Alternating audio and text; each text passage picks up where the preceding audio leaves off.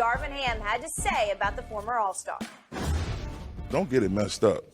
Russ is one of the best players our league has ever seen. And there's still a ton left in that tank. I don't know why people tend to try to write him off. Russ and I have had some really, really great one-on-one convos, man. And the biggest word I think came out of those discussions were sacrifice. I'm going to expect him to be the same tenacious, high-energy player that he's been on his entire career. A lot of it now may happen without the ball in his hand. Most of it now may happen on the defensive end. But, again, we have to sacrifice. There's no achieving anything without all parties, sharing the load, sacrificing, and depending on one another. No I in team, right? All right, Shannon, weigh in here. Does this convince you that the Lakers are indeed going to move forward with Westbrook this upcoming season? Was Darvin Ham talking to the same Russell Westbrook that I heard give that exit interview and blame everybody except taking ownership of any responsibility in what he did? That guy. He must talk with somebody else. Or he must have just left him a voice. Maybe he called him on his phone, Skip, left him a voice message and said, these are the things that I'm expecting from you. No, Skip, it does not convince me. And just because they haven't, that doesn't mean they're not going to still working behind the scenes to try to trade Russell Westbrook. And as you said, $47.1 million makes it very, very difficult for you to trade a player of Russell Westbrook's caliber, considering what he is at this juncture. Darvin Ham is absolutely right. Skip, he's one of the top 75 players of all time. So clearly, just by that recognition alone says that he's one of the greatest players to ever play in the NBA. There's only been about 5,000 or 6,000 players, if I'm not mistaken, Skip, that ever played. He's in the top 75. So clearly he's a great player. But you heard sacrifice. That means you're doing it without the ball. That means you might have to do it on the defensive end. Something that you expect that man to do that without the ball in his hand. He's had the ball. Why the hell you go there? Why you go there? Who you think you think they want the ball in your hands or LeBron? Darvin Ham said, we need sacrifice. Sacrifice. Are you willing to sacrifice? Herb Vogel mentioned that sacrifice, and he said it. Yeah, they said Russ be Russ, but they didn't mean that. That didn't happen. You saw the game. Yeah, because we're going to see. Anyway, in a way, Skip, I want him to come back because I want to see how much he's willing to sacrifice. I want to see, because Skip, everybody says they want to win.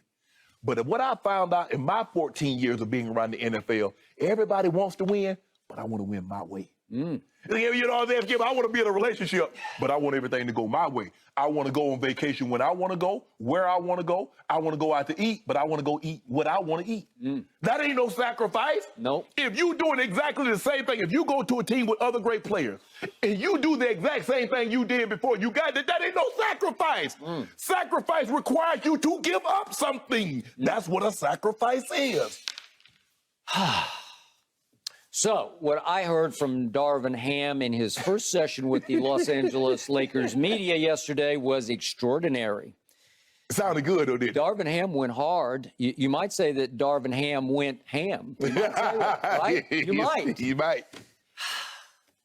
So, he starts off with the quote about, don't get this messed up.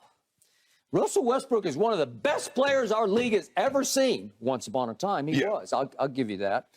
And there's still a ton left in the tank. I don't know why people try to write him off. Well, maybe it's because I look at these numbers. He did average 19, 7, and 7, but he should have led the league in total turnovers, but he didn't play the last 3 games, and so Trae Young overtook him, and it was 303 to 295. But much of the year, Russ led the league in turnovers. He did. Turnovers per game, if you want to do it that way. He finished dead last in three-point shooting last year at 29.8%. He couldn't even break 30% from three.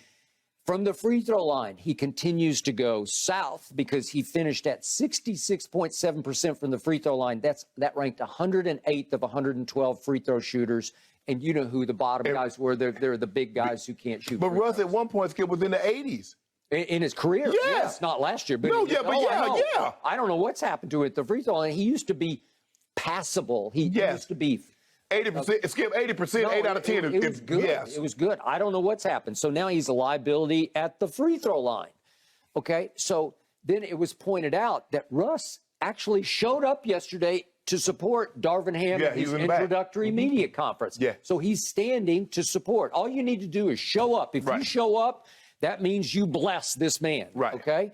And then here we went with more explanation. Russ and I had some really, really great one-on-one convos, man. Well, isn't that what Magic had suggested? That they sit down and I don't know if they went to dinner in Beverly Hills or I don't know what it was, but it's multiple because he said plural convos. Yes. Okay, so they've had some big heart-to-hearts, and he's then I'm thinking, okay, and then he goes to, and the biggest word I think came out of that in those discussions was sacrifice.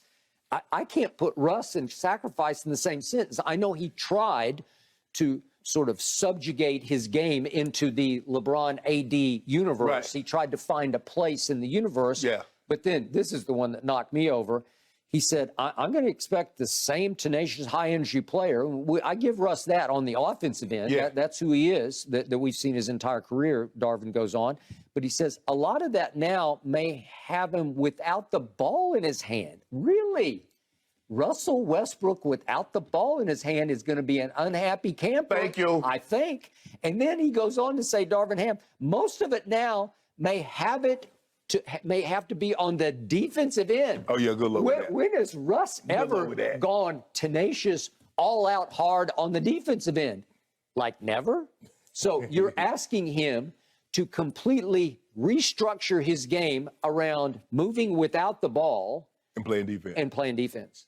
Well, that sounds like a sixth or seventh man to me. It doesn't sound like one of the big three. Right. He calls him part of the big three. But I'm thinking, who did you sit down with? And what magic did you hypnotize him to get him to come and support you and bless your arrival in L.A. after, I guess you told him in these lengthy convos over dinner that I need you to move without the basketball, stay out of LeBron's way, and I need you to play a whole lot more defense, that most of your energy needs to be expended on the defensive end. Right. And Russ came and blessed that? Or did Russ hear that come out of his mouth at the media session and think, what am I doing here? You're like, that ain't what we talked about. That's not what, no, seriously, because I don't think that's what they talked about or Russ wouldn't have come, right? Yeah. And it does seem clear to me, and I think it's becoming clearer to you, that the mandate in hiring this man was you have to fix Russell Westbrook. You have to sort of reprogram him so you can get the best out of him. I believe the mandate was you got to hold Russ accountable. Okay. Frank Vogel ain't holding him accountable. All right. Because last year when he got there, what did Russ say? Sacrifice.